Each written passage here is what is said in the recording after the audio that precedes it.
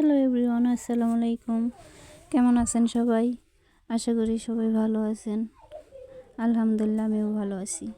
শীত মানে পিঠে খাওয়ার ধুম, তাই না? আজকে আমরা পিঠে বানাবো। তাই এই যে দুধ জাল করে রাখছিলাম, দুধের সাথে গুড় জাল করা ছিল। তারপর এগুলো ভালোভাবে মিশিয়ে দেখেন যে এগুলো হচ্ছে আটা আগে থেকেই ভালোভাবে নেড়ে মিশিয়ে রাখা হয়েছিল। তারপরে দেখেন যে পিঠে দিচ্ছিলাম। পিঠেগুলো ভালোভাবে গোল হচ্ছিল না, কারণ খোলাটা ভালো না, খোলাটার মাঝখানে একটু উঁচু ছিল, তাই এরকম হইতেছে। কিন্তু পিঠেগুলো হচ্ছিল মাশাআল্লাহ অনেক ভালো।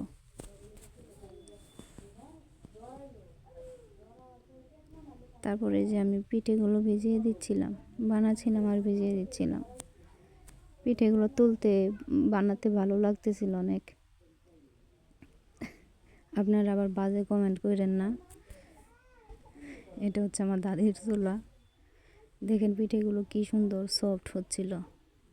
অবশেষে দেখেন কতগুলো পিঠা বানাইছি।